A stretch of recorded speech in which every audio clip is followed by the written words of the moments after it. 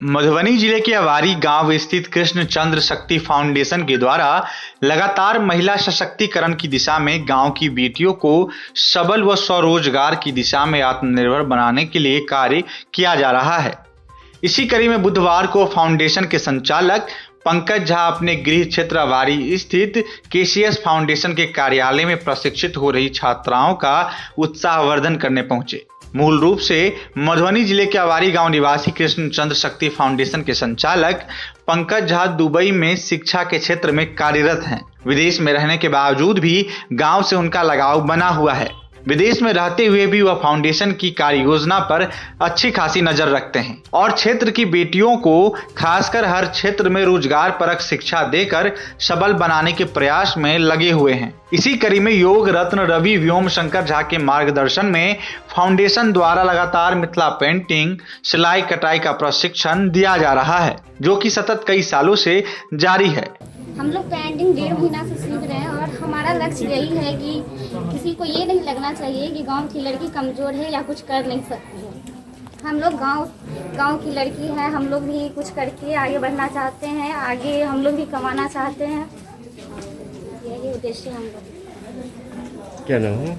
वर्षा कुमारी। वहीं पिछले दिनों बाढ़ के समय भी कृष्णचंद्र शक्ति फाउंडेशन के द्वारा लगातार बाढ़ राहत का सामग्री वितरण किया गया था। वहीं हाल में बच्चों को प्रशिक्षण देने के अलावे आसपास के गांवों में निःशुल्क मच्छर नाशक के छिड़काव का अभियान भी चलाया जा रहा है। इस मुहिम को लेकर कृष्णचंद्र शक्ति फाउंडेशन के अध्यक्ष डॉक्टर योगेंद्र नाथ झा ने बताया कि एक समृद्ध समाज के लिए स्वास्थ्य व रोजगार परक शिक्षा आवश्यक है। केसीएस फाउंडेशन ऐसे समाज के निर्माण में अपना हर संभव सहयोग देने के लिए तत्पर है। कोविड के समय में हाइजीन किट व राशन का निःशुल्क वितरण करवाने के बाद अब हम बरसात में जल जमाव से उत्पन्न स्वास्थ्य संबंधी खतरे को देखते हुए निःशुल्क मच्छर नाशक के छिड़काव का अभियान आरंभ किए हैं। वहीं केसीएस फाउंडेशन के मार्गदर्शक योग रत्न रवि व्योम शंकर झा ने फाउंडेशन के संचालक पंकज झा की सक्रियता की तारीफ करते हुए कहा कि जिस तरह से वह विदेश में रहकर भी गांव को लेकर सोचते हैं वह अद्वितीय है और फाउंडेशन के उद्देश्य जिसमें मुख्य तौर पर बच्चियों को स्वरोजगार देकर सबल बनाने की मुहिम है, वह और भी लोगों को प्रेरित कर रही है। आमतौर पर देश विदेश से लोग गांव आने के बाद आराम करते हैं, लेकिन फाउंडेशन के संचालक गांव आने के बाद पहले दिन से ही खासकर फाउंडेशन की कार्य प्रगति व बच्चों के प्रशिक्षण को सुलभ बनाने में जुटे हुए हैं। आने वाले दिनों में केसीएस फाउंडेशन अपने कार्य व कार्य क्षेत्र को भी प्रसार देगी। इस सेंटर का उद्घाटन जो है 2019 में हम लोगों ने किया था और तब से हमने अभी तक मुझे लगता है कि करीब 600 से ज़्यादा लड़कियां और महिलाएं इससे शिक्षित हो चुकी हैं, यहाँ से ट्रेंड हो चुकी हैं और काफ़ी कुछ सुनने में आया कि बहुत सारी महिलाएं अपने पैरों पर भी खड़ा हुई हैं और उपार्जन कर रही हैं। तो अभी मैं आया तो पिछले आने से पहले मुझे मालूम था कि इस महीने मुझे आनी है, तो हम लोगों ने एक हमारे गाँव के ही एक दिवाकर झा हैं जो काफ़ी बढ़िया मिथिला पेंटिंग, मधुबनी पेंटिंग बनाते हैं। तो मैं उनके संपर्क में आया और उनका पेंटिंग देखा तो काफ़ी मुझे अच्छा लगा। तो हमने सोचा कि लड़कियां और महिलाएं तो हमारे पास ऑलरेडी हैं ही, क्यों ना सिलाई के साथ साथ मिथिला पेंटिंग भी उन लोगों को सिखाया जाए। तो मैंने दिवाकर से बात किया, मैंने कहा दिवाकर हफ्ते में एक दिन आप इनको टाइम दें, और उन्होंने इस काम को शुरू किया। और मुझे लगता है कि सिलाई के साथ साथ अगर मिथिला पेंटिंग, मधुबनी पेंटिंग ये लोग सीख लेती हैं तो इनको उपार्जन करने में और आसानी होगी, मदद मिलेगी और ज़्यादा, क्योंकि डबल तरीके से पैसे कमा सकते हैं, सिलाई से भी और इस मधुबनी पेंटिंग से भी। क्योंकि कोरोना काल है, सबको मालूम है कि अगले 5 साल तक तो कोरोना कहीं जाने वाला नहीं है, यानी मास्क की उपयोगिता हमेशा बनी रहेगी। और बिकॉज सिलाई आती है और उस मास्क, कपड़े का मास्क पे मधुबनी पेंटिंग कर दिया जाए तो उस मास्क की कीमत भी बढ़ जाती है, तो उससे ज़्यादा से ज़्यादा पैसे ये लोग कमा सकें। इसीलिए मैंने इस तरह का चीज़ें कॉम्बिनेशन अच्छा लगा।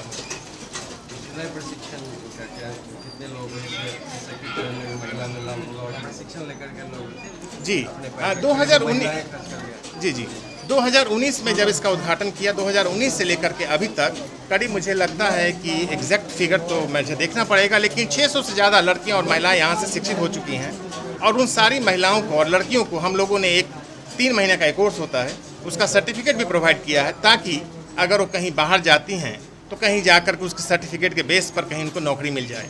तो काफ़ी महिलाओं और लड़कियां अपने पाँव पे खड़ी हो चुकी हैं ऑलरेडी, ऐसा मुझे सुनने को मिला और मैंने देखा भी कुछ। कि कुछ लोग पैसे कमा रहे हैं, तो ये बहुत अच्छी बात है जी।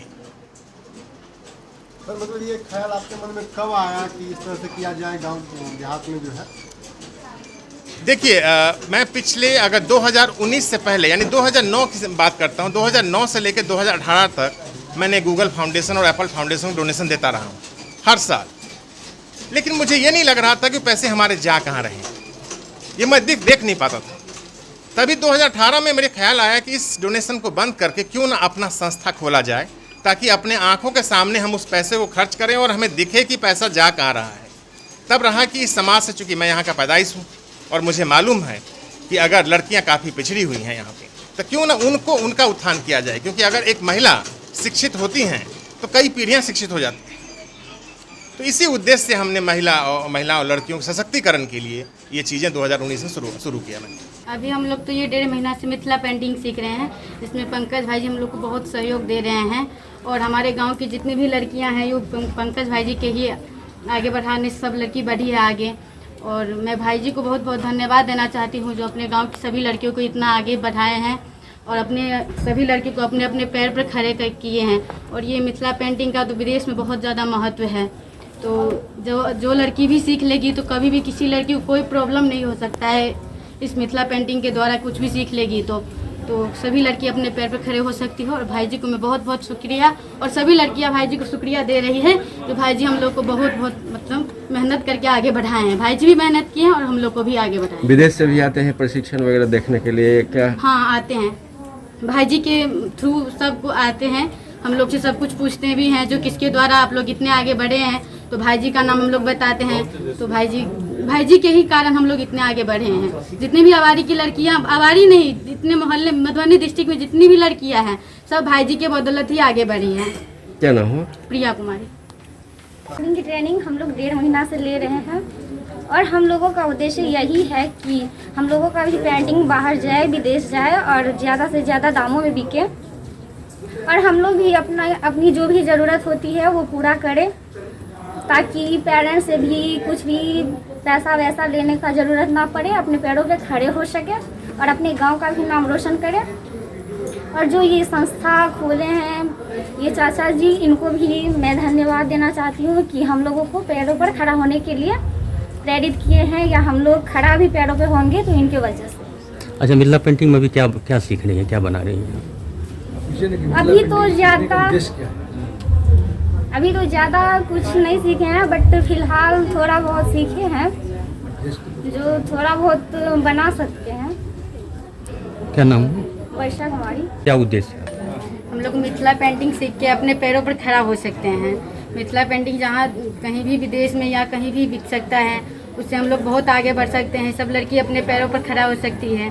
और उसके बाद हम लोग मिथिला पेंटिंग अभी तो 1.5 महीना से सीख ही रहे हैं, लेकिन ज़्यादा कुछ नहीं सीखे हैं। जैसे गणेश जी सबका चित्र हुआ, ये सब बनाना सीखे हैं। और यही है जो सारी लड़कियां अपने पैर पर खड़ी हो गई हैं। थोड़ा थोड़ा कुछ हर लड़की कुछ न कुछ कर सकती है, किसी के बदौलत अपना ज़िंदगी नहीं जी सकती है, बल्कि वो अपने पैरों पर जी सकती है, पैरों से सब कुछ कर सकती है। टाइम मशीन का ये काम कर रहे हैं और उससे पहले भाई ये मिथिला पेंटिंग का किए थे काम।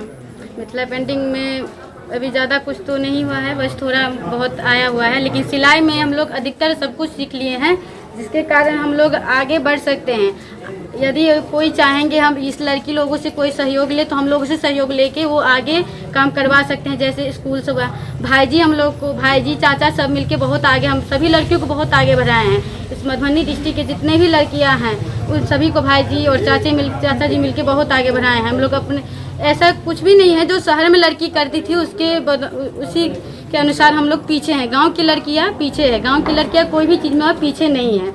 शहर के मुताबिक हम लोग हर कुछ कर रहे हैं। हम लोग को ये कोई कभी भी फीलिंग नहीं होगा जो हम लोग शहर में नहीं है।